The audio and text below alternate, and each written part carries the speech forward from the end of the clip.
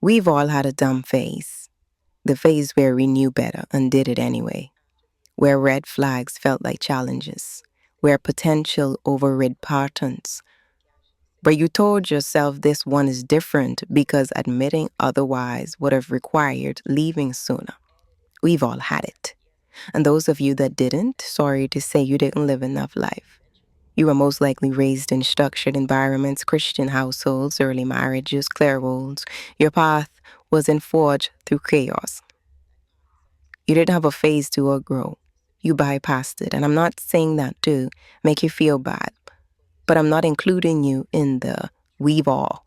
I'm watching the way women are talking about Cardi B right now.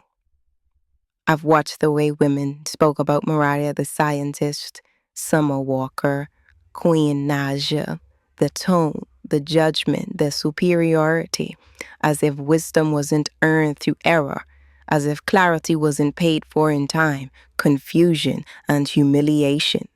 I could never, when you have, when you did. Now you feel like you're above it all. Now that you see the patterns, you act like you've always seen them. This video is for you women. You women who claim healing.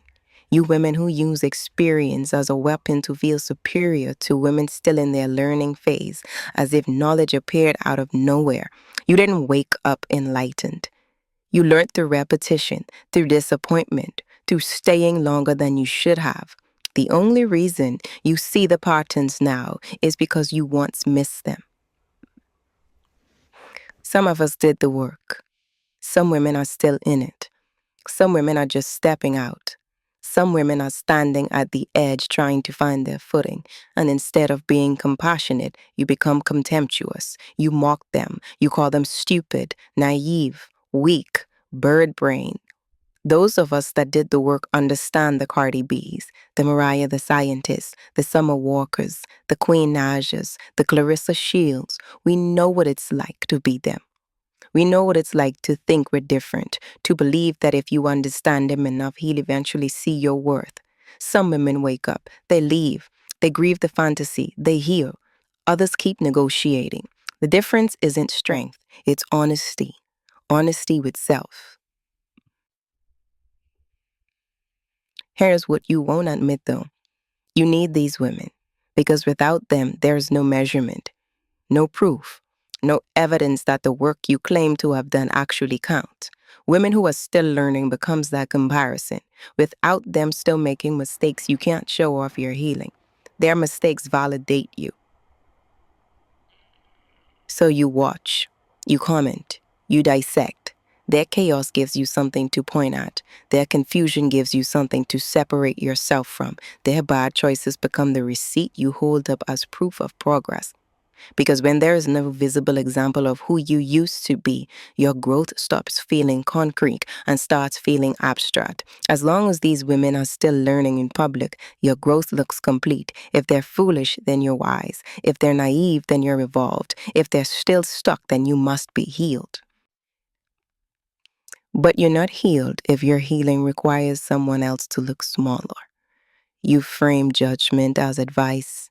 You disguise contempt as teaching. You package condescension as a cautionary tale. The only difference between you and these women is that your mistakes are archived. There's the current. That's it. Don't act like you were never reckless, never confused, never attached to something you knew you should have left. You shared just enough of your story to sound qualified. I went through that too. I learned my lesson. He cheated. He put his hands on me, so I left.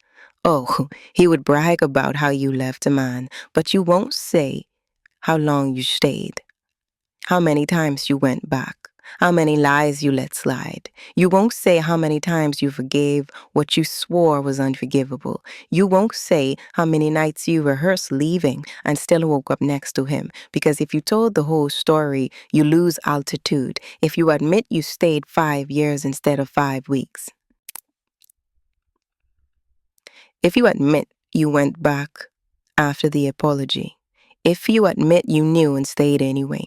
You can't look a woman in the face and casually say, just leave, because just leave sounds different when people know you didn't. So you trim it, edit it, compress years of confusion into one clean sentence. I left. No, eventually you left after it broke you enough, after it embarrassed you enough, after it exhausted you enough. But that part doesn't sound powerful. That part sounds human, and human weakens superiority. So you skip it. You offer instructions without full disclosure, because if you told the whole truth, you wouldn't sound above her. You would sound just like her.